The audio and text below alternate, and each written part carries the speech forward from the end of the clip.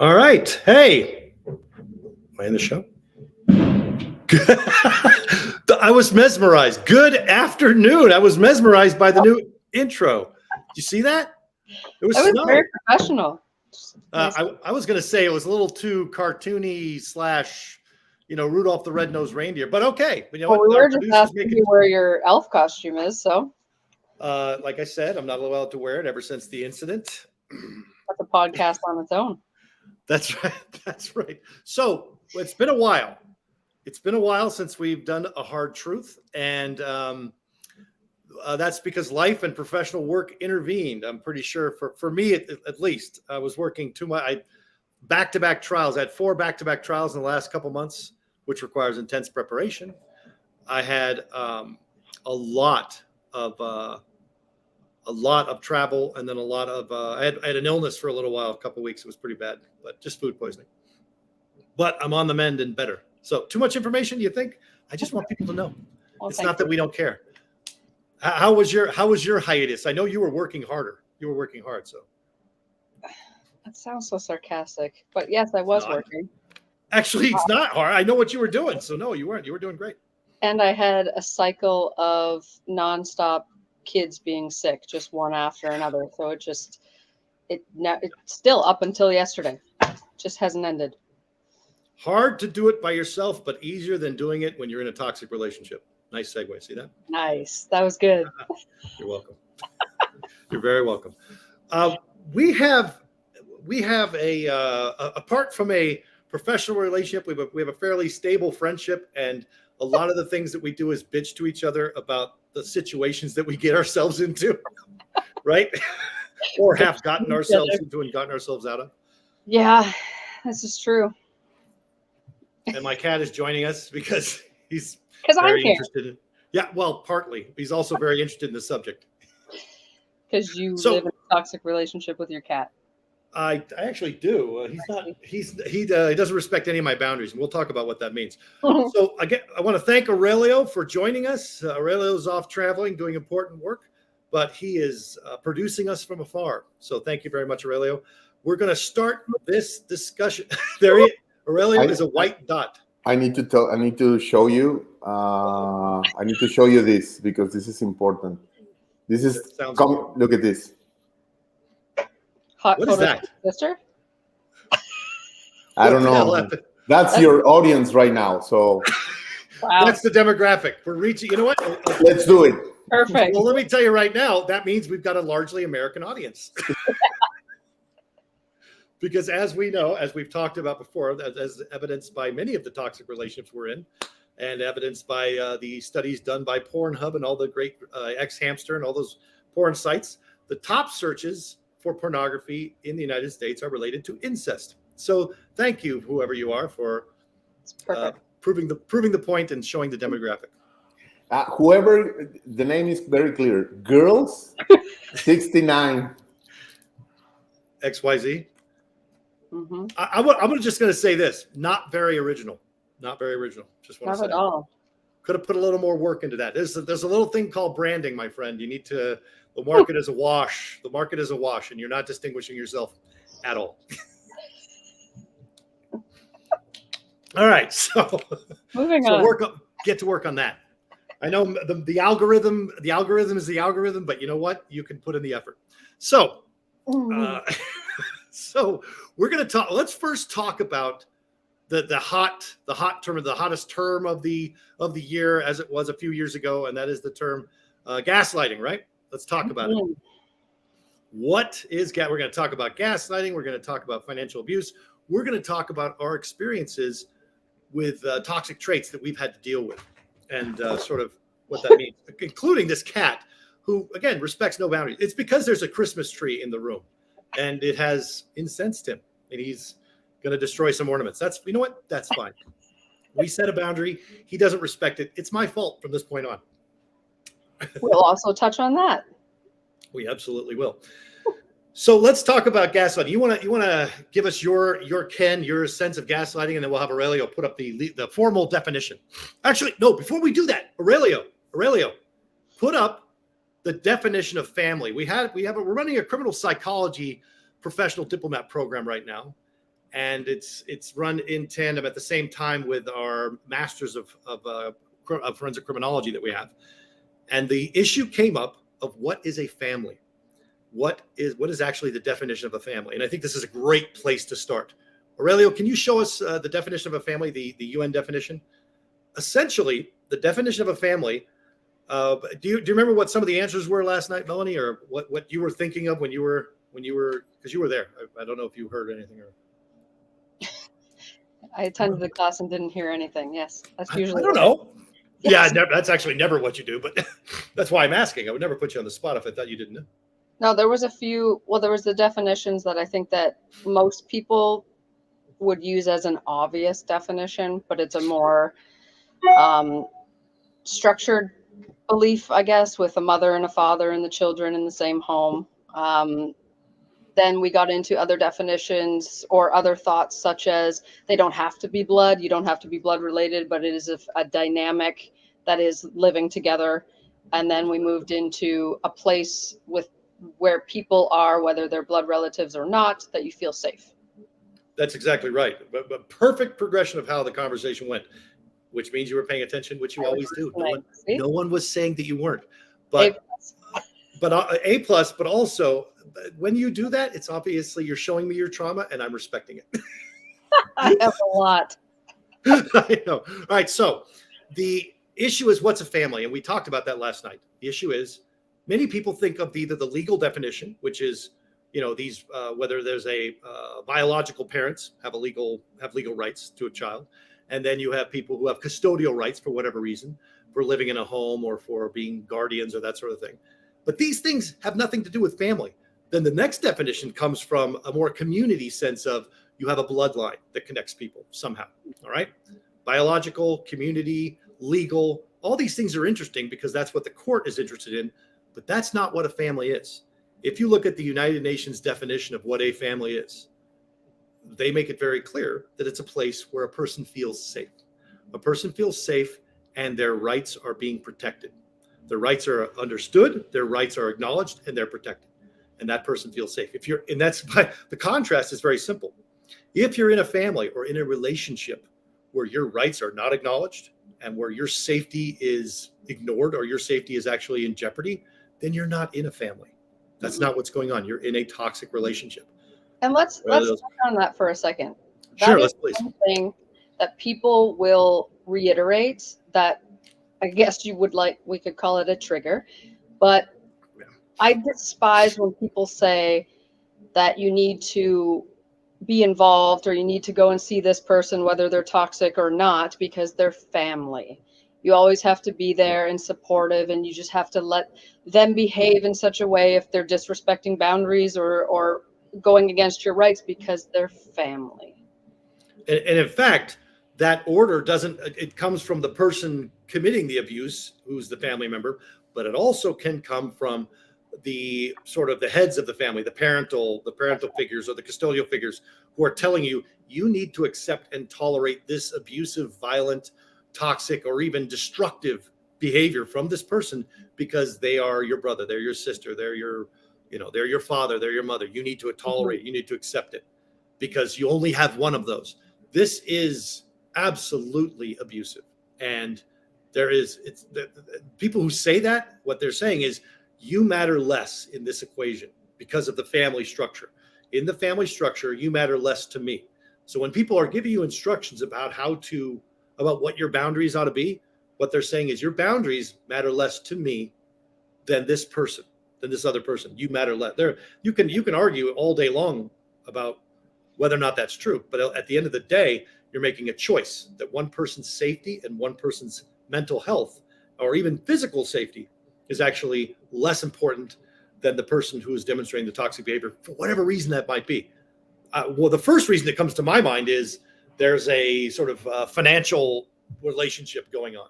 Oh, and by the way, we talked about this in terms of not just parental figures, but let's say you're in an abusive relationship, violent, emotional, financial, whatever it is, and you're being abused, you're being exploited, or you're being actually hurt.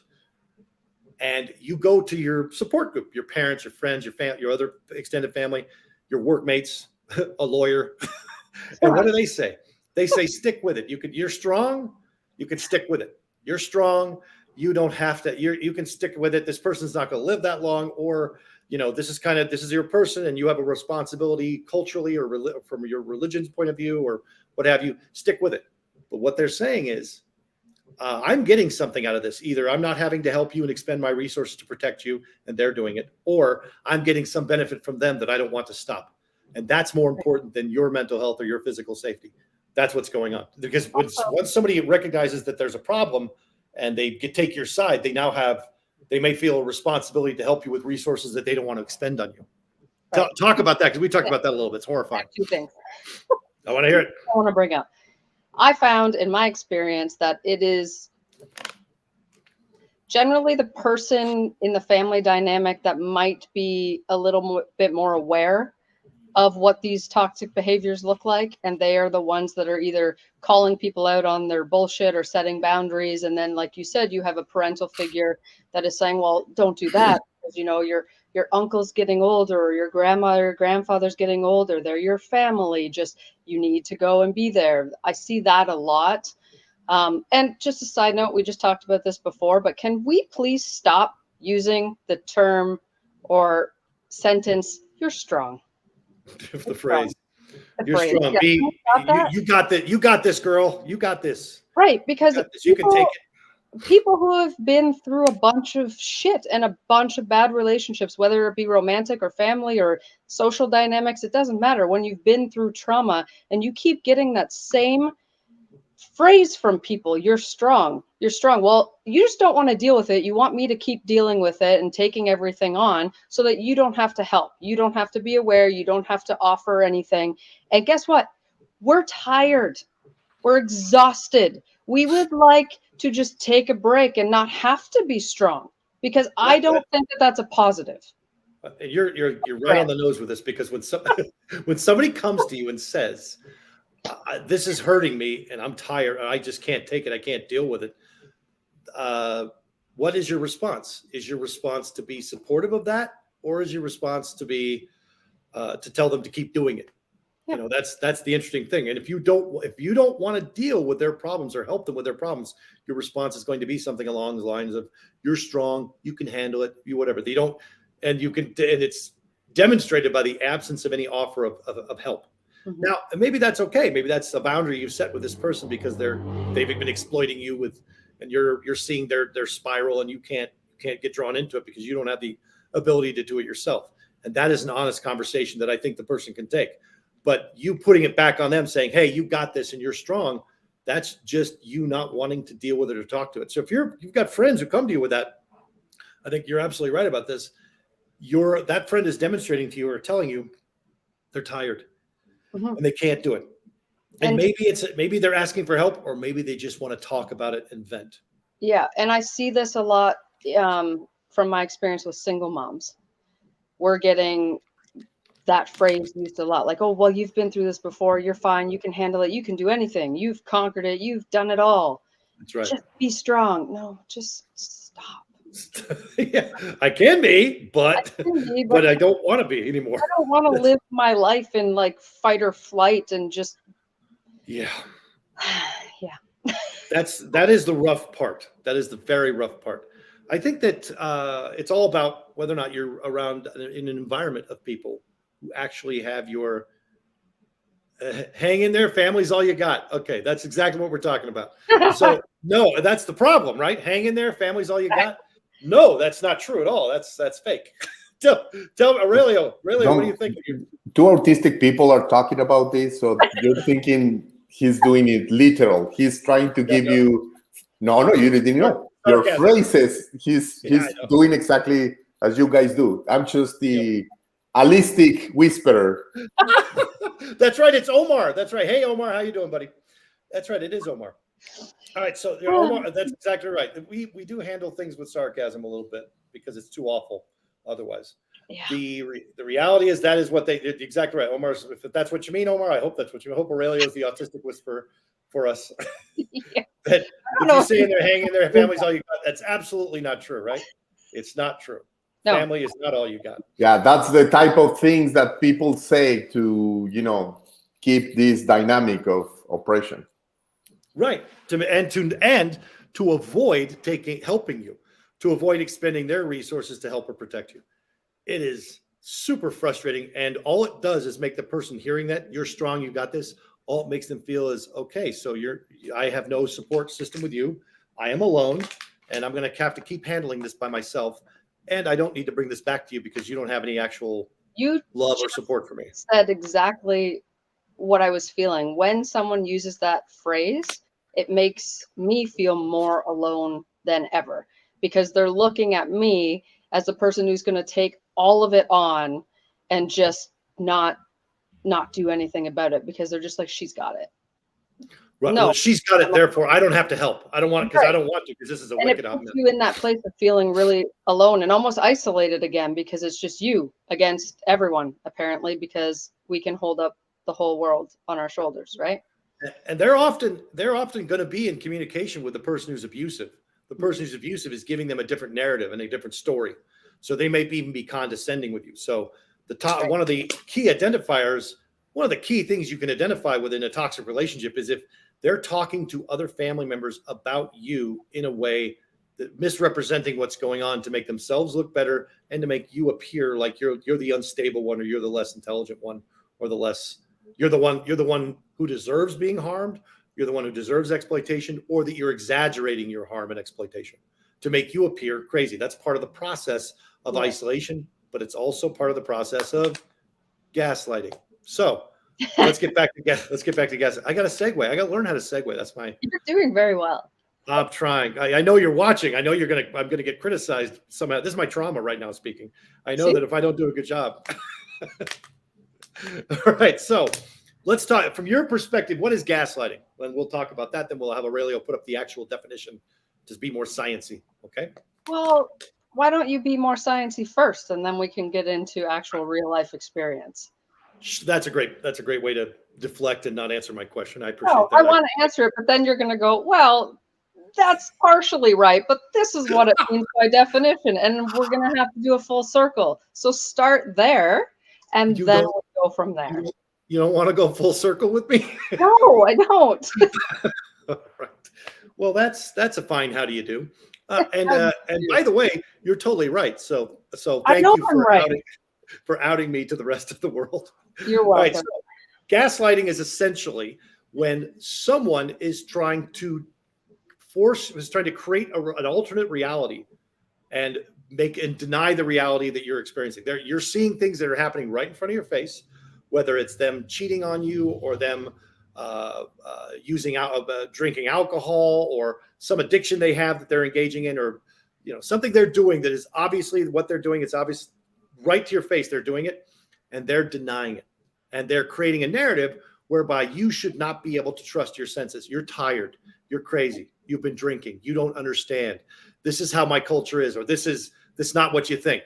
They're creating a narrative to deny reality so that you will not trust your senses, what you see, what you hear, what you feel.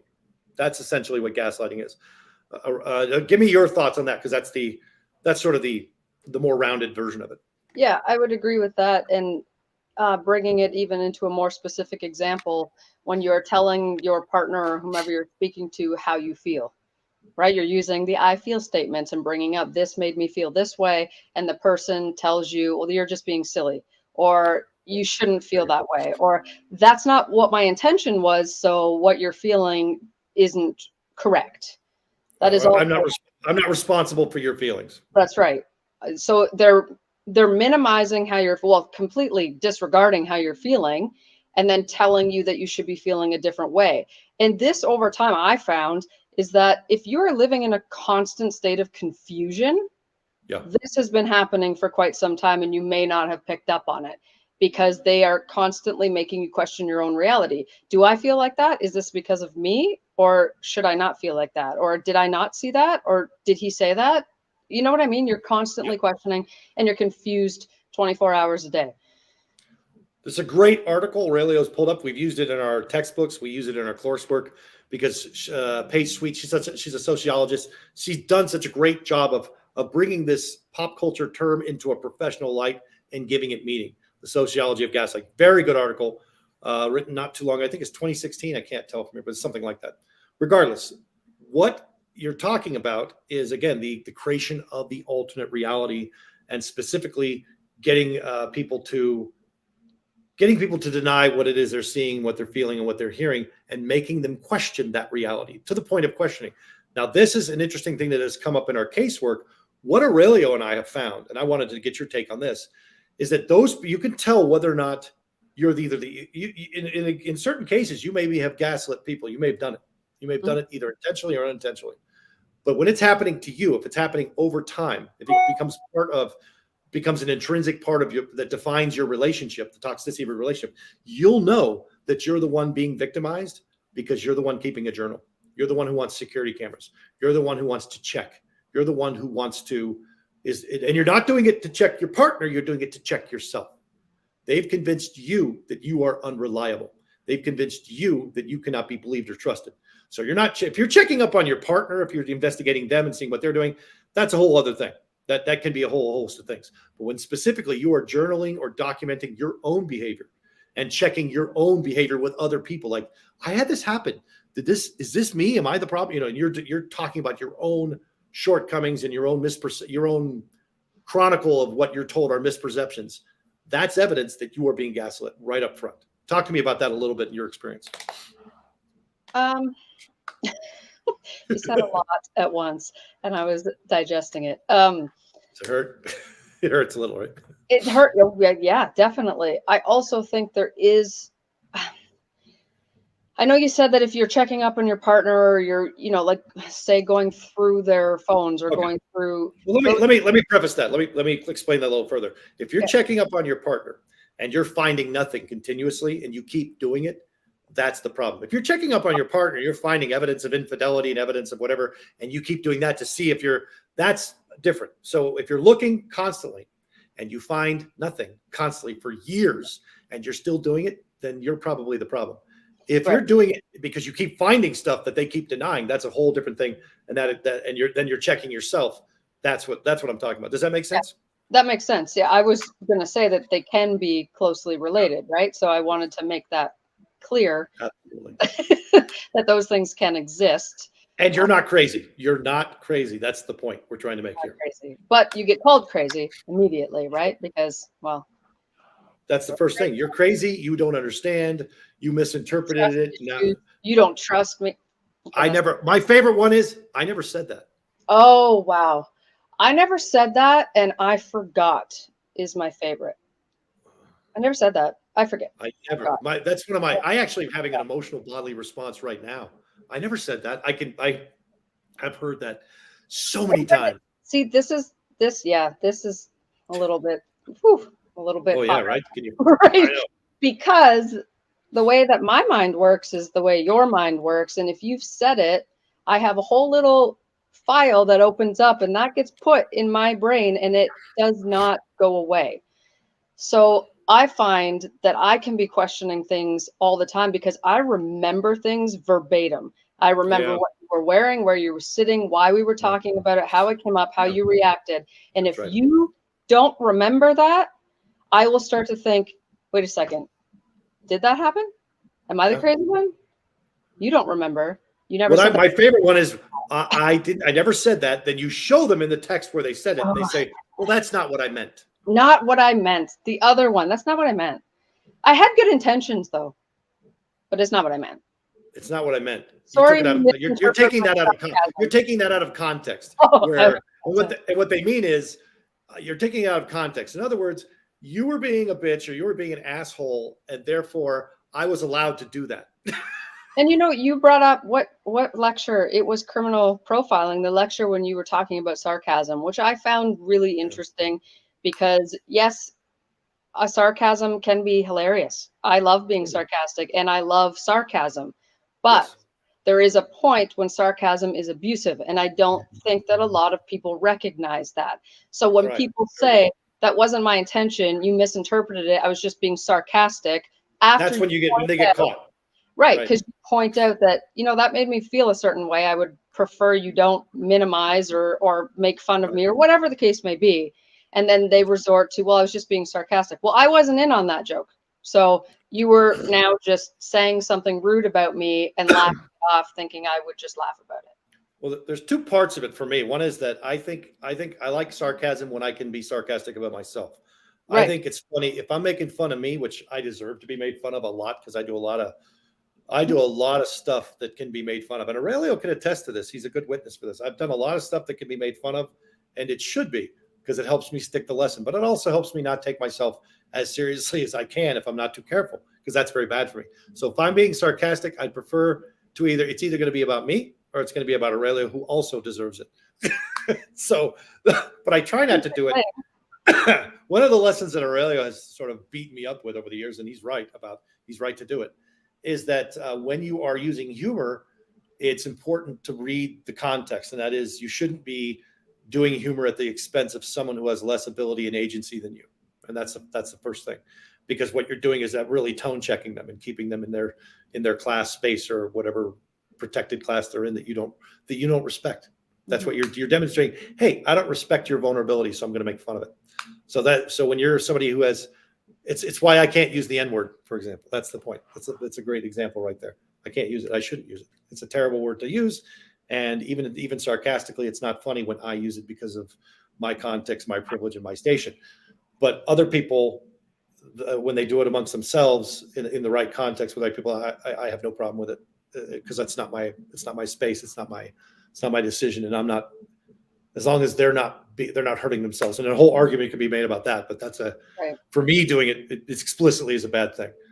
So that's the first thing. The next thing is that what sarcasm gets used to do is to put out truths that are exploitative, hurtful, manipulative, designed to be coercive even, and then allow the person doing it to take it back. It's very toxic in terms of just joking about, I was just joking about that. Mm-hmm. They're putting out a truth and they're saying, I'm just joking about, you were taking me seriously? Ha, ha, ha. I wasn't being serious. They were putting out something. And the reason you'll know it's toxic is because if you get into an argument with that person later on, that issue will come up as though it was not a joke and it was true. You see what I'm saying?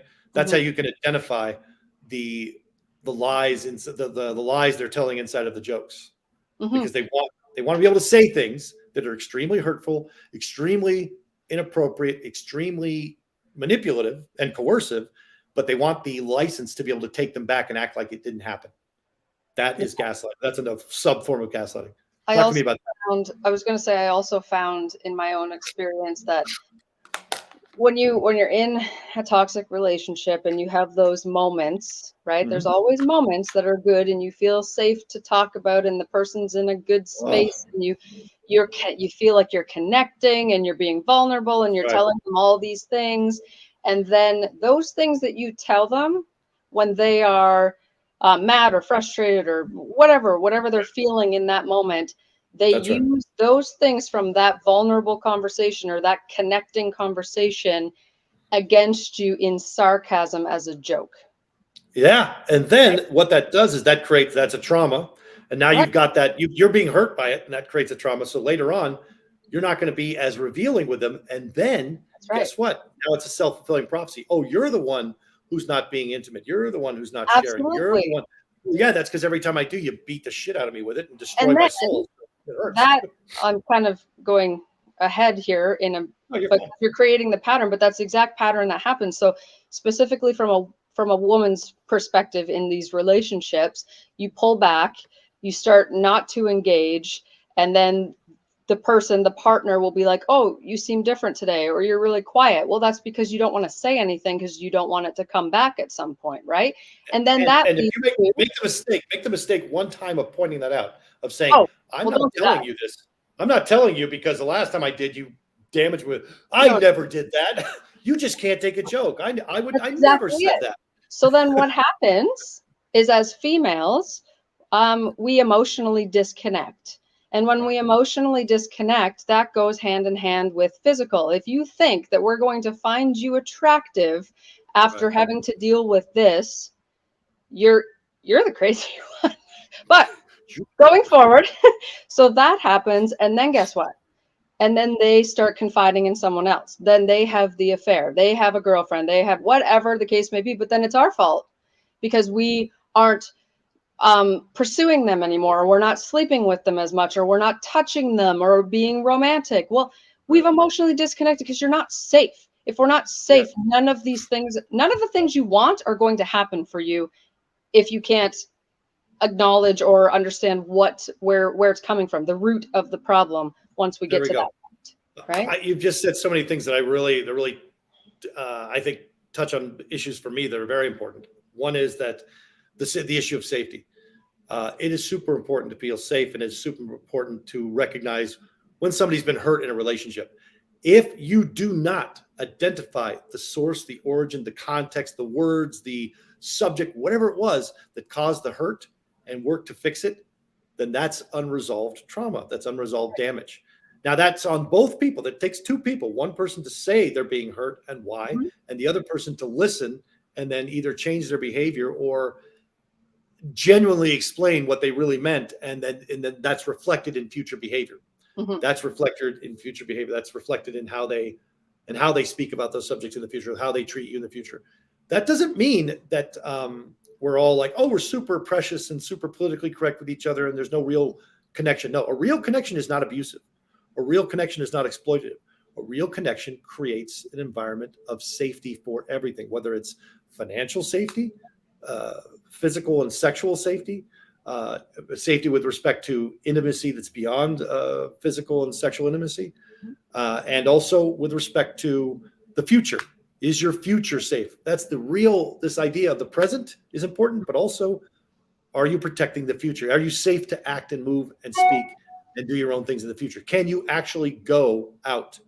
When I was being married for 20 years, that was one of the things that was terrible for me is not being able to actually move around, not having a physical space in the home that I could call my own without being, called out for something. There was no place for me even to sit over time.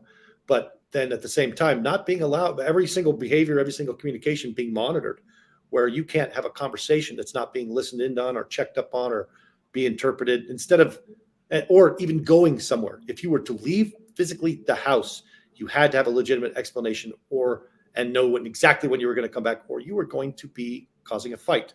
And this is instead of being a relationship, what you're in is a prison emotionally. That's one of the, I think you really hit it on the head with that one. And to that point too, we also have to be open enough from the beginning, getting into relationships. Like that was an evolution over time. I would assume the same with me, but going forward after those events had happened, I'm very transparent from the beginning about what trauma I had, what does trigger me, what kind of communication I require, so that we don't get into that. So it doesn't feel the same way as a controlling relationship or a toxic relationship. Do you see what I'm saying? I don't know if I'm explaining that well. No, you said you try to be transparent up front, so that there's none of this comes as a surprise. If I ask you questions, I know that this is my own shit. This is historical, but I still need you to know that I require that reassurance at first. Or if your behavior starts to change, I am going to be asking more questions because, of course, that's my own shit. But I would be equally receptive if it was the other way around and want to help reassure that person. Well, let me say it a better way for other people, because you've said it a really great way. Let me say it a different way. People who are, because you're doing exactly the right thing in my view, people who are doing dirt and doing shit and don't like this, that they don't want transparency and they don't want to have the conversation because they don't want to have the accountability. Yeah. So it's a great litmus test to have this conversation. It's a great litmus test to see how healthy the person is that you're thinking about going to a relationship with. If you're saying something like, well, I'm going there this weekend. Oh, great. Have a good time. Go enjoy yourself. That sounds great. But if they're like, oh, who are you going with? I mean, they may even ask, who you're going with and where you're going to be. Those are safety questions. But if they're like all up in it, like, is so-and-so going to be there? Is that, checking the venue and talking negatively about it, trying to either talk you out about or make it or minimalize it as though it's not something that you should be doing. That's somebody who's trying to control you. That's an excellent point. Safety questions. I like that. Safety questions are good. I think that there's a misunderstanding or a misinterpretation. Again, like you said, it's all kind of just sinking into my brain as I'm taking this all in. But as you said, the people who are the person who doesn't want to have those conversations and is immediately defensive by you saying like, well, where are you going and who's going to be there? Even if that's just an actual curiosity and they get defensive, like, what do you do? What, I can't go anywhere. That's not at all what I was implying, nor what I said.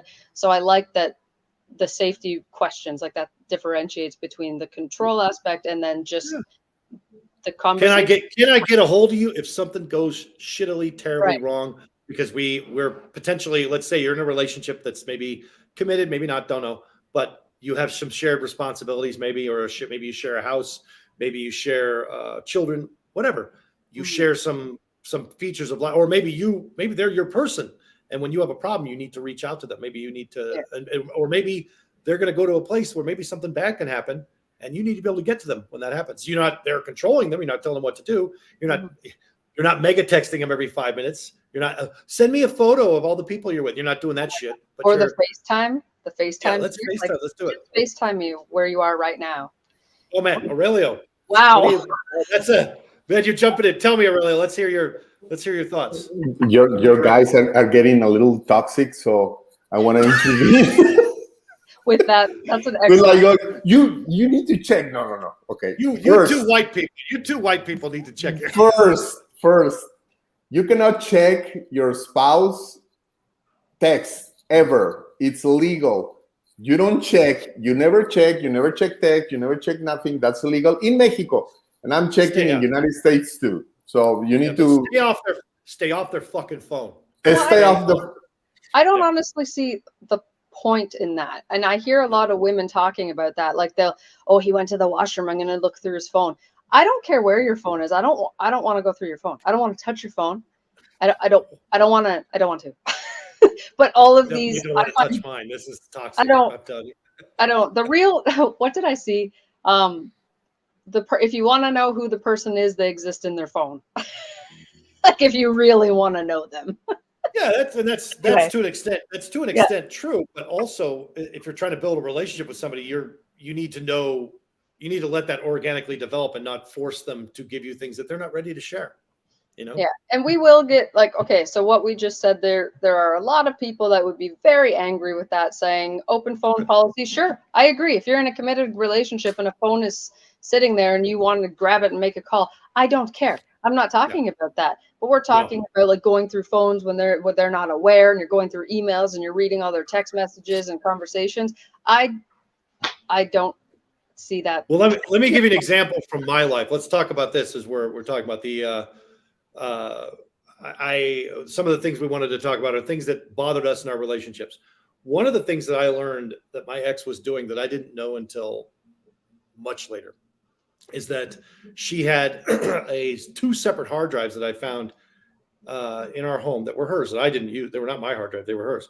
And they had extractions from my phone and from my computers on them going back 15 years. Wow. Yeah, everything. And all I'm thinking is, oh, that's how she knew, because she would, inside of a conversation, she would try to hit me with things that she thought were off color or bad. And I'm like, yeah, that's this. And then she realized, oh shit, I shouldn't have, that's not a thing that is actually bad. That's just a person living a life and having conversations. Or that's just a person, whatever, you know what I mean? It's just trying to find evidence and then taking everything they wanted and extracting it the way they like and bringing it up in conversation in a way that they could only be sitting on your shoulder watching you search things on the internet if they knew about it. It was just amazing to me. So that level of surveillance, was not aware was going on until after I was out. I had that, but it was duplicated text messages. So if you call the service provider, you can have text messages from one phone sent to a primary phone. Forwarding, text forwarding. So when, in that relationship, it was like, I got you this new phone, you're going to be on my plan, blah, blah, blah. And then everything was going to there, which didn't matter. I wasn't doing anything that they thought they were going to catch me doing, but they were monitoring every conversation that I ever had. That's right. And we've worked cases.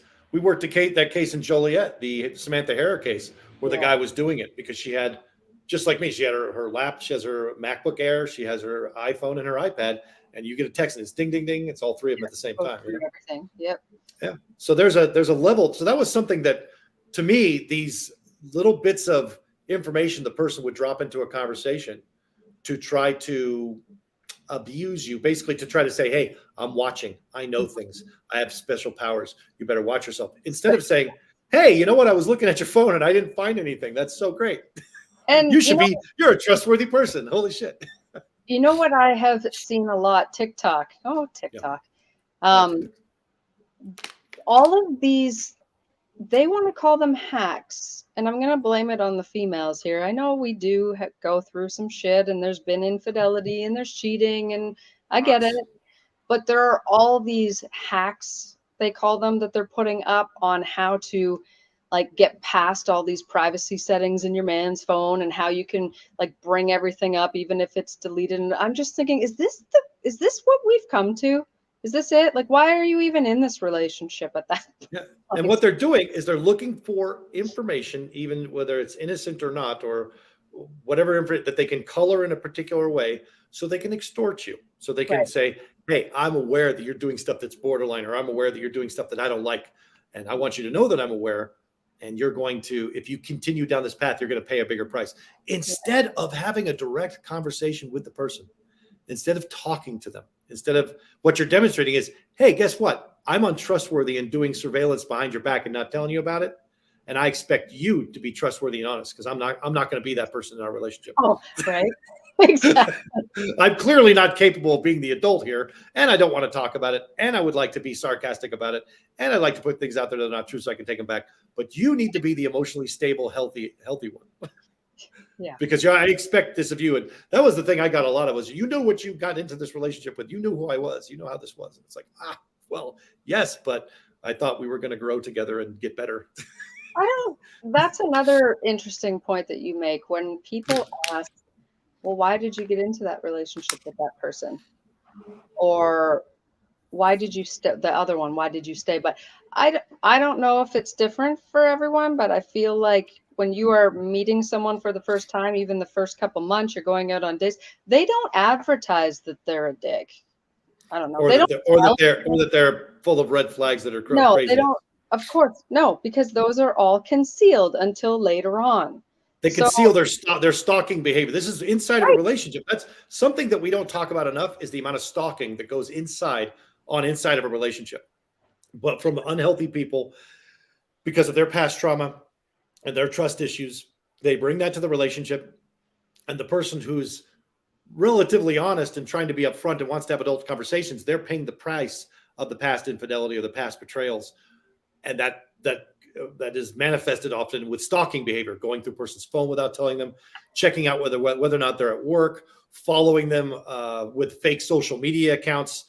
That was something that was going on in my relationship. I couldn't believe that was going on. That's so insane. Like the ghost accounts, and then trying to date you with other accounts, going through all of your followers and all that crap. People don't realize that that's stalking. Worse than that. I'll tell you another toxic trait that my ex had. I didn't find out until later, and that was after we separated. I got incidental communications with some other people in my life, whereby I found out that not one, not two, not three, but four different women in my life who were professional relationships I had. They had been told by her that she had contacted them and told them to stay away, and that she knew what their real intentions were. Like, super humiliating professionally for me, because I didn't have any of those intentions with these people. And that was very evident with the conversations we were having. And there was no evidence that was going on. She was just so insecure that whenever a female came into my realm, I couldn't be friends with them. I couldn't communicate with them. And she would actually reach out and text them and talk to them. And I didn't know that until afterwards. So I lost a lot of good professional, at least 4 good professional relationships that I had with different individuals because of that behavior that I didn't know was going on. And that's a form of stalking and harassment. So not only stalking me, but also any female that came into my environment, which I had no idea about. There are tons of females that do that. They'll creep onto a different person's Facebook, another female's Facebook, and start messaging them and things like that. And I always think to myself, if you're going to that extent, you don't trust this person anyway. That's right. The person you're with. So why not just set them free? Is this the I don't want you, but no one else can have you mentality? Or Well, I don't think they know how to have a healthy relationship. That's let's talk about what is the origin of a toxic relationship or toxic partners, and that is that they don't know how to have healthy relationships. They don't have a healthy relationship with themselves. They don't have a healthy relationship with their own emotions. They have a lot of unrecognized and unresolved trauma that they've never talked about, never dealt with. So they are living in this world by themselves in a mode of distrust and panic. So anybody who comes into that, they can hide that for a little while. They can simulate sort of all the good things that a good relationship can be. And by 3 or 4 years, if they've hidden it well enough, then the person's already invested. Especially if they identify the person as a person who is trustworthy, a person who is generous, a person who is, for all intents and purposes, loving, and who actually wants to see. But worse than that, and this is my ego trap for me. I want to believe that I'm an honest person. I want to believe that I'm a trustworthy person. I want to believe that when I give my word, I keep it. Like with my kids, they know that if I say something to them, if I give them my word about something, they don't even have to ever question it, because they'll come back to me and they'll go, "You said this on this day and you promised." It's like, yeah, you know what? I did. So I'm going to do it. The same way in that aspect. Yeah. If I say it, I will follow through with it. And that does bother me in relationships when somebody says something and then doesn't follow through. That is, but that's what I'm saying. That's not a strength. It's a vulnerability. Because when people who are predatory and toxic see that, they go, aha, now I know exactly how to keep them in check. And that is that their own righteous sense of self-worth and their own sense of professional ethics or dignity, that's what I'm going to use against them every single time I think they're stepping out of line or doing something I don't like. It puts you in a very vulnerable position. You're in one of my favorite lines from Game of Thrones, which I fucking love Game of Thrones. I don't like the sequel that's going on right now, but that's for a whole other podcast. The Game of Thrones, one of the best characters, the main character for the first season, was killed because he was keeping his word. He was trying to have honor and integrity. And later on, when his daughter was asked, how did your father die? And she's like, he died from honor. He died of his honor. That's because being honorable was more important than protecting people. And protecting. It's really interesting. You and I keep using unresolved trauma. Yeah. And you want to talk about? I think that the other lecture that we had, was that last night? Yeah, last night. We were talking about unresolved trauma and what that actually means. Because when you say that to someone who is at the very beginning of their personal growth journey, that is something they misinterpret because they think it's like you were abused, or it has to be something very, I don't know what the word is that I'm looking for, but I think it's an attack. They think you're attacking them for being weak. They don't understand what unresolved trauma actually means. Or when you say childhood trauma, they're like, well, my childhood was fine. Nobody beat me up or nobody sexually abused me. Well, those aren't the only forms. That you remember. You remember your childhood? I do. As to some things that may have happened. I do. And Aurelio and I have some inside jokes about that, but I will just say this without going too deep into it. I was raised in a very abusive household, physically and emotionally. My father died when I was very young. My mom remarried, and the family joining together was the worst idea you could possibly imagine for the kids in the house. It was extremely abusive, extreme violence, extreme emotional extortion, extreme gaslighting, physical violence like you wouldn't believe. It was for everybody. It's like 5 kids and 2 adults, and all of them the only one who was not physically abusive was my stepfather. He was actually a pretty good guy.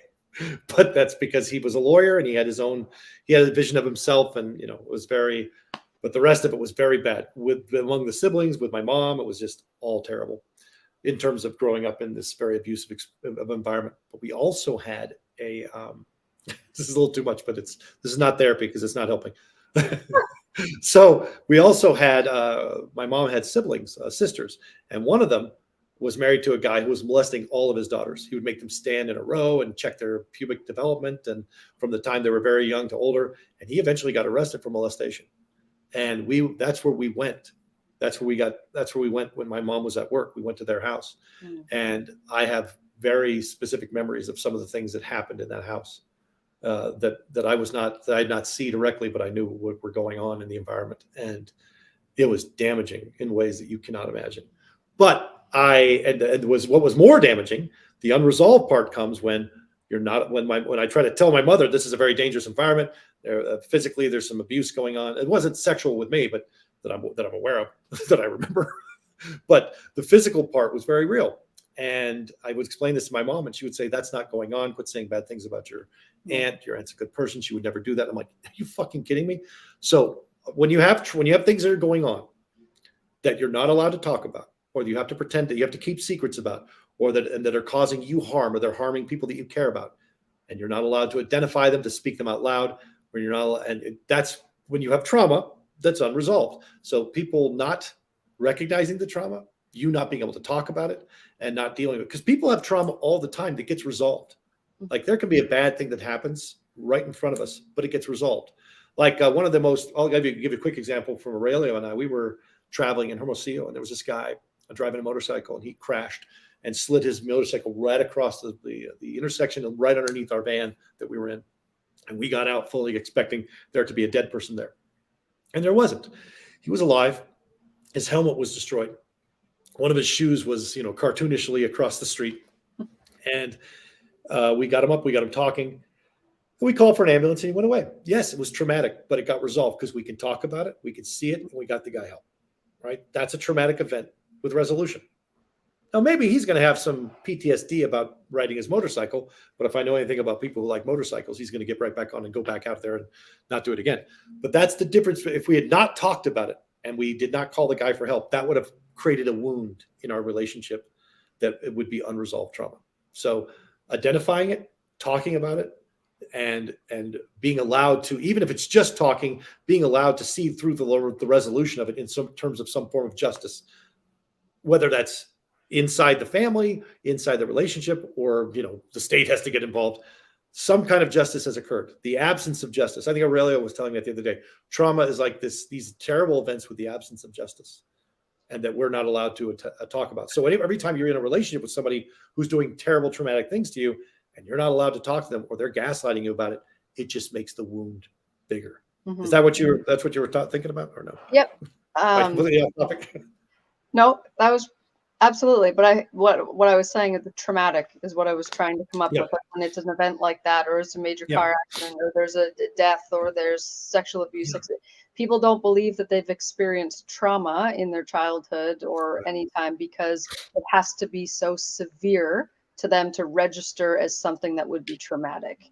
So the point. And I'm very cautious with my own kids, and I really would encourage parents to be a little bit more aware of how they talk to their kids when their children come home, especially younger kids, because you believe that they're just telling stories, or you can't always believe them. But when they come to you and say, "I don't want to go to, say, grandpa's anymore," believe you have to go. It's your grandpa. Yeah, but I don't want to go there anymore. And they can't tell you exactly what's going on. But if there's a sudden change in any kid, whether it's in school or with a family member or whatever, you need to talk to them about it. Try, or take them to a counselor that deals with children to help draw it out. I will tell you something what Aurelio said the other night, and I'll say it again 1,000 times. I don't like most counselors. I think most counselors are a waste of fucking time, because they don't actually listen, and they don't actually help you negotiate the issues that you're dealing with. They're there they have that therapeutic veil up, and they don't know how to do it, so they're just pretending to be a sympathetic ear. What people really need are people that they're in a problem with, to listen to them. Mm-hmm. That the people that are in their support group, to listen to them. What happens over time is, as your resources get stripped away and people are not interested in dealing with, if you're in a toxic relationship, other people can see that, and they don't want to touch it. They don't want to help you.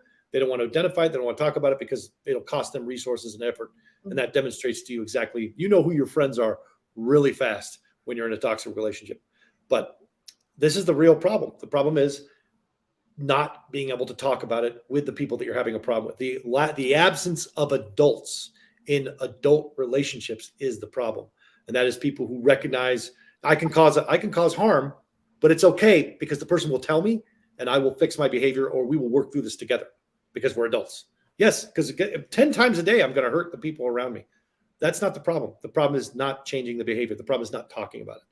And I think what Aurelio said was actually more accurate, is that he believes that the most important thing for a person in trauma is just to be listened to and actually heard by somebody who actually cares about them. Maybe not as intimately, but as a human being. You know what I mean? If you just care as a human being and just spend some time and listen, that's better than most therapy ever will be. Especially if the next time you talk, you remember it. That's the important part. Listening is different, right? You have to not only listen, you have to remember. You know, I learned that recently, I would say. I know you've told me many times. Turvey, you don't remember? Yeah, I do remember. Calm down. You should remember it. But I should. I guess I used to think that it was a me problem and I wasn't expressing myself well, or it just wasn't coming across the way I needed it to come across. I wasn't, you know what I mean? I wasn't explaining it so that someone else could understand my perspective, until I learned that you can talk, you can have it laid out perfectly, but the person that you're speaking to, if they cannot comprehend that, it doesn't matter how you say it. Well, that's one of the results of this kind of long-term chronic, the complex trauma that we talk about. Not just PTSD from an incident, but not just the more chronic PTSD from a long-term exposure to violence, but complex trauma from unresolved issues in childhood.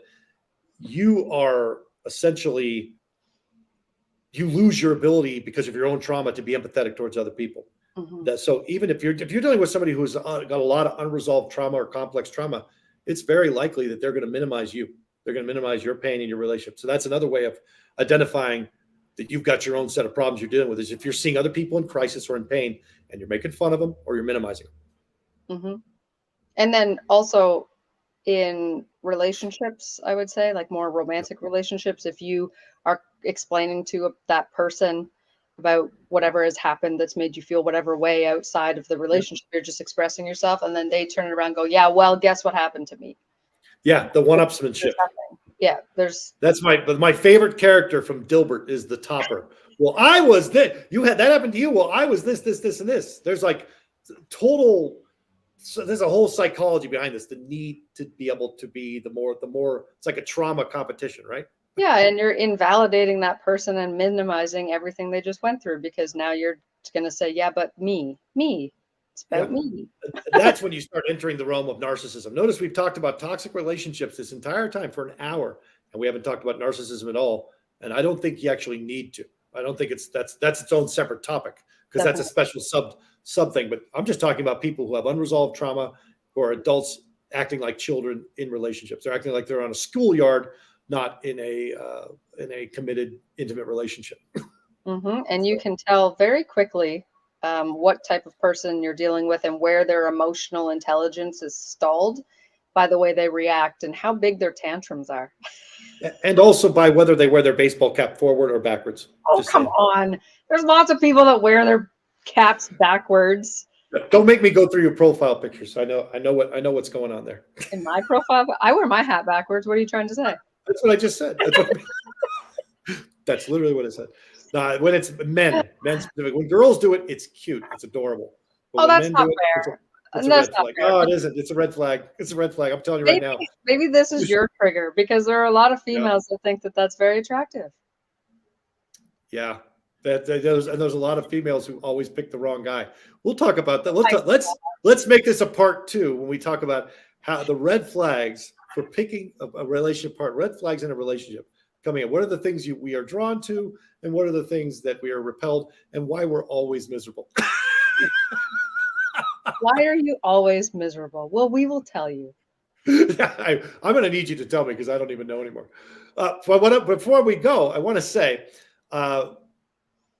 you're right now in the middle of you're going through the master's program that we have. We have a master's of science in forensic criminology and criminal profiling.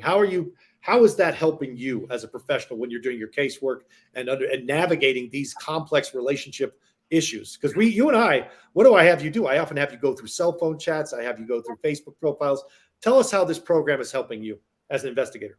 Well, the program helps me identify the things quicker, and with more of an outside view, because my personal experience will trigger an emotional response.